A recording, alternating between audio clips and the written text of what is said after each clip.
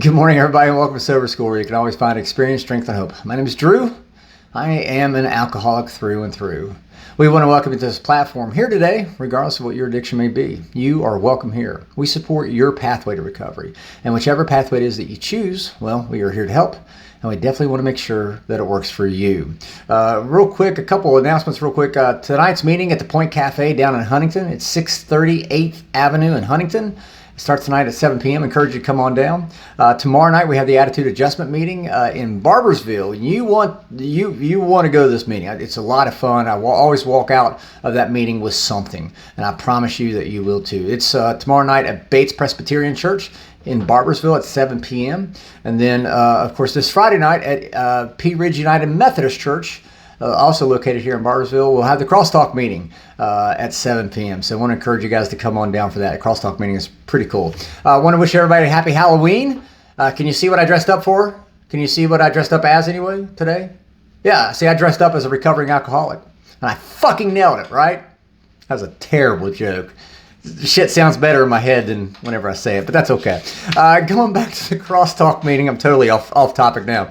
The Crosstalk meeting, there was a topic came in, and I want to talk about it today. Spiritual relationships, not religion.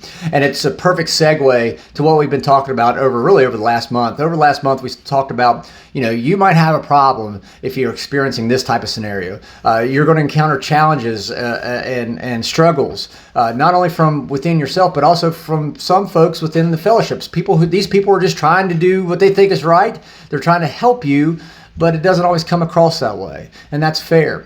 So we talked about yesterday how acceptance of willingness. Okay, Drew, you've convinced me I'm an alcoholic. You've convinced me I'm a drug addict. You've convinced me I've got a problem. I'm not sure I'm ready to call it an alcoholic problem or a drug addict problem, but you've convinced me I've got some type of a problem. Now what? So I've accepted that I might have a problem. So what does that mean? Well, what that means is you now have another choice to make. And what that choice is, let me take you back. We've tried everything humanly possible to stop drinking, to stop drugging. We've tried to change our brands, tried to change our locations, our people, places, and things. We tried to manage our drinking and our drugging, and it always fails. Everything within my human power fails. Okay, I've admitted that, so now what? That doesn't help me, right? Oh, but it does. See, that's just the first step. What's the second step?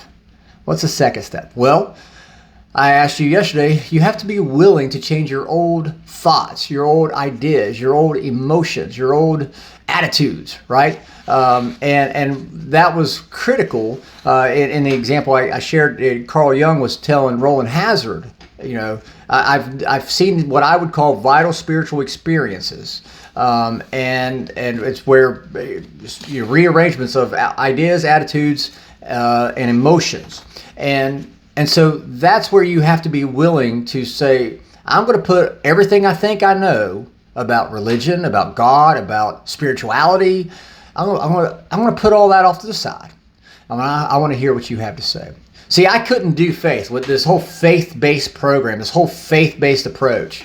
When I came in and I heard the word God, I came in and I heard the word faith, I was like, yeah, I'm out. See ya. I knew enough. I had seen enough, been around enough religious folks to know that religion wasn't going to work for me. I'd been around it long enough to know that religion wasn't going to work for me. And so I was really apprehensive about the whole faith thing. And I've had people tell me, Drew, I can't have faith in something I don't see. I get that. I totally get that. Let me ask you a question, though. To those of you who say that I can't have faith in something I can't see, when you went to bed last night, did you know that you were going to be waking up today? Did you absolutely know, have conclusive, concrete proof that you were going to wake up today? When you walk into a room and you flip the light switch, do you know before you flip the light switch whether or not the light's going to come on? If a tree, and this is great, if a tree falls in the woods and no one is around to hear it, do we know that if it makes a sound? I know it's kind of a play on words, and I know we've used that in a plethora of other examples, but ask yourself, if a tree falls in the woods and no one's around to hear it, does it still make a sound? You have faith. You have faith that when you walk into a room and flip the light switch on, the light's going to come on. You had faith last night before you went to bed, you had faith you were going to wake up this morning because you had to go run a bunch of errands, drop the kids off at school, do whatever, go to work. You had faith, based even upon practical knowledge. You had faith that when a tree falls in the woods, it's going to make a fucking sound. So faith worked. You're applying faith in your life already. How is it different? How is it different to say, you know what? There is something. There is a power greater than human power, greater than Drew, greater than you. There is a power greater than me that can restore me to sanity. And that's step 2, really. We came to believe that a power greater than ourselves could restore us to sanity. So I understand if you've been burnt by religion. I get it, man. As a matter of fact, over the next couple of days, I'm going to be sharing a lot about my own personal experience with religion and why I hate it, why I hate organized religion anyway. And I shouldn't say hate because I don't hate it. Why I do not subscribe to organized religion anymore. I'm going to be sharing a lot about that. So I get the whole religion thing. And I understand because I did the same thing. When I walked in, I heard everybody talking about God. This concept of God, a God of my own understanding. I heard him talk about faith. Shit, I heard him talk about hope. That was a scary thought. I get it. You hear words like faith and God, and you immediately flash back. To way back when your childhood, whenever maybe you were going to church, and the pastor had told you things that, if you don't do this, you're going to burn in hell, right? The hellfire and brimstone. I get all that. Trust me. I 100% do.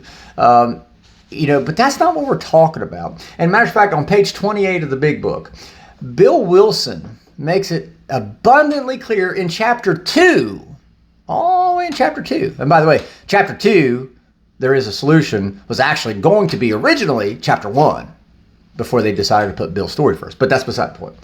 And on page 28 of the Big Book of Alcoholics Anonymous, Bill says, "We have no desire to convince anyone that there is only one way by which faith can be acquired." So you have faith when you walk in and flip the light switch, the light comes on. You have faith that when you go to bed at night, you're going to wake up because you got to go to work and you got to take the kids to school. You have faith that when a tree falls in the woods, maybe it's going to make a sound, or it falls on my house and makes a sound.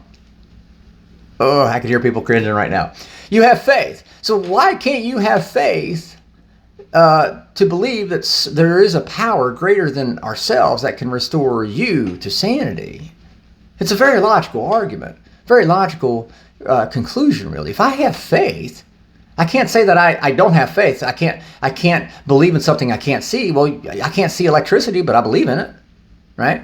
I can't see gravity, but I believe in it when that tree comes crashing down on the corner of my house, right? So, I understand when folks say I can't believe in something I can't see. I can't get into the religion thing. And that's where Bill says, it goes on page 28, "Those having religious affiliations will find nothing disturbing to their beliefs or ceremonies. We think it no concern of ours what religious bodies our members identify themselves with as individuals." So in other words, this has nothing to do at all with religion. Faith is totally separate of religion. Again, we're going to be talking a lot about that over the course of the next coming days. I'll leave you with this. A great saying I heard once in the rooms, and it is so true. Religion is for people who are afraid to go to hell. Spirituality are for people who's already been there. I'll leave you with that. I hope you guys have an absolute kick-ass Tuesday. Thank you guys for letting me come in and share 5 to 10 minutes of your day with you. You guys watching, this keeps me sober. You guys keep me sober, and I could not be more appreciative, so thank you. If there's a topic you'd like to hear I have discussed, drop it in the Recovery Classroom Facebook group page. We'll take a look at it, see what we can do. We got an exciting meeting starting up this Saturday at Harmony Ridge. I can't wait. I am pumped. So, with that being said, I'll let you guys go. We'll talk again tomorrow. Remember, guys, you can't get drunk if you don't take that first drink.